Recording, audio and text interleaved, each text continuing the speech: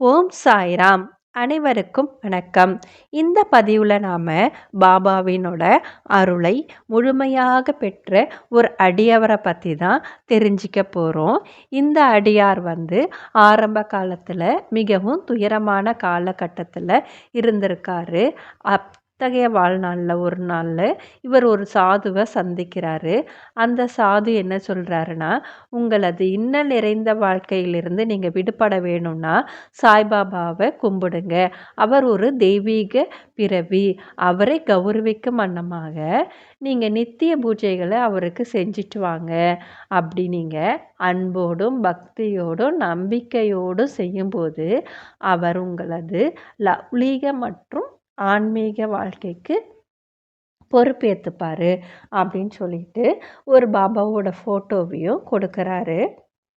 மேலும் அந்த சாது என்ன சொல்கிறாருன்னா, நீங்கள் பாபாவை கும்பிடும்போது ஆரம்பத்தில் உங்களுக்கு நிறைய சிக்கல்களும் சங்கடங்களும் ஏற்படுற மாதிரி இருக்கலாம். அதுக்காக நீங்கள் பாபாவை கும்பிடுறத கைவிட்டுடக்கூடாது. நீங்கள் தொடர்ந்து அவரை அதாவது கும்பிட்டுட்டு வாங்க அப்படின்னு சொல்லிட்டு அந்த சாது போகிறாரு. இவரும் என்ன பண்ணுறாருன்னா, அவர் சொன்ன மாதிரியே மிக்க நம்பிக்கையோடும் கடமையுணர்வோடும் பாபாவுக்கான நித்திய பூஜைகளை செஞ்சுக்கிட்டே வராரு. ஆனாலும் அவரது இன்னல்கள் குறையல. நாளுக்கு நாள் சங்கடங்களும் துன்பங்களும் அவருக்கு அதிகமாயிட்டே இருக்குது.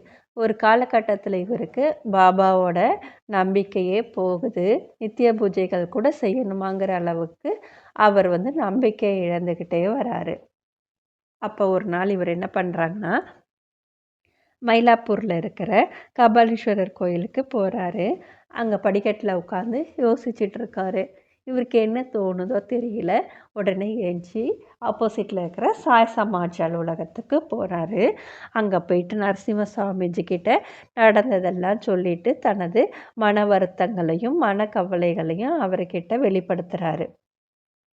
நரசிம்ம சுவாமிஜி அவருக்கு ஆறுதல் தந்து என்ன சொல்கிறாருன்னா, நீங்கள் சாய்பாபா கிட்ட பூரண நம்பிக்கை வச்சுருந்தாலும் அல்லது அவருக்கு நீங்கள் தினந்தோறும் பூஜைகள் செஞ்சாலும் நிச்சயமாக உங்களுக்கு எந்த துன்பமும் ஏற்படாது. பாபா எந்த கஷ்டமும் உங்களை அணுக விடாமல் பாதுகாப்பார். ஆனால் உங்களோட பூர்வ ஜென்ம வினைகளால் நீங்கள் படுற துன்பங்களை ஏற்றுக்கிட்டு தான் ஆகணும். நீங்கள் பூஜைகளும் வழிபாடுகளும் செய்ய செய்ய செய்ய அவை கொஞ்சம் கொஞ்சமாக நீர்த்து போக ஆரம்பிக்கும். அதனால் உங்களுடைய வழிபாட்டை தொடருங்கள் அப்படின்னு நரசிம்ம சுவாமிஜி சொல்கிறாரு. ஆனாலும் அந்த அடியவர் மனசுக்கு சற்று வருத்தத்தோடையே இருக்கார். அப்போ அவர் மேலே என்ன தொடர்ந்து சொல்கிறாருன்னா,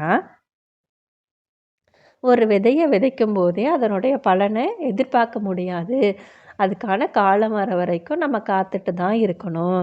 அது நல்ல அறுவடை தரணும்னா சில வருடங்கள் கூட ஆகலாம். ஒரு மரம் வளர்ந்து நிறைய பழங்களை கொடுக்கறதுக்கு பல வருடம் ஆனாலும் நாம் காத்துக்கிட்டு தான் இருக்கணும். அதுக்காக அந்த மரத்தை வெட்டி போட்டுடக்கூடாது அப்படின்னு சொல்கிறாரு. அந்த மரம் பலன் தர ஆரம்பிச்சிடுச்சுன்னா, அதாவது நல்ல விஷயங்கள் நடக்க ஆரம்பிச்சிச்சுன்னா அந்த பலன் உங்களை மட்டுமல்ல உங்கள் பகுதியை சார்ந்து இருக்கிறவங்களுக்கே நன்மையை தரும். ஒரு மரம் எப்படி பழத்தை அதை நட்டு வச்சவனுக்கு மட்டும் இல்லாமல் பக்கத்தில் எதிர்த்தாப்புல ஊரில் இருக்கிற எல்லாருக்கும் பழங்களை கொடுத்து நன்மை புரியுதோ, அதுபோல் நீங்கள் செய்கிற பூஜைகள் உங்களுக்கு மட்டுமல்ல உங்களை சார்ந்தவர்களுக்கும் பலனை தரும். அதனால் நீங்கள் தொடர்ந்து செய்யுங்க. நம்பிக்கையோடு பாபாவோட வழிபாட்டை தொடருங்கள் அப்படின்னு சொல்லி நரசிம்ம சுவாமிஜி சொல்லி அனுப்புகிறாரு. இவரும் திரும்ப மனம் ஒன்றி பாபாக்கான பூஜைகளை செய்ய ஆரம்பிக்கிறாரு. காலங்கள் போகுது. ஒரு காலகட்டத்தில் இவருக்கு பாபாவினுடைய அருள் முழுமையாக கிடைக்குது.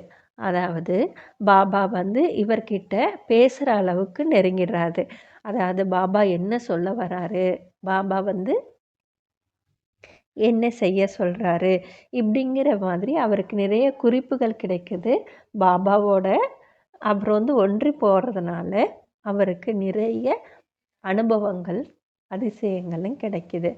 இதனால் அவர் என்ன பண்ணுறாருன்னா, அந்த பகுதியில் இருக்கிற மக்களுடைய கஷ்டங்களையும் நோய்களையும் இப்படி எல்லாத்தையுமே தீர்த்து கொடுக்குறாரு. அதனால் ஏராளமான மக்கள் வந்து தங்களது பிரச்சனைகளை தீர்த்து கொள்வதற்காக இவரை நாடி வர ஆரம்பிக்கிறாங்க. பாபாவோட சக்தி வந்து அபாரமானது அப்படிங்கிறத அவர் புரிஞ்சுக்கிறாரு.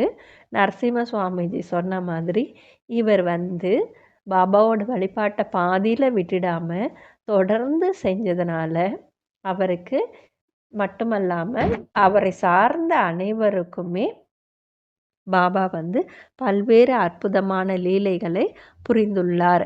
இவற்றையெல்லாம் நம்ம வார்த்தைகளை தெரிஞ்சுக்க முடியாது, அனுபவித்து தான் உணர முடியும்.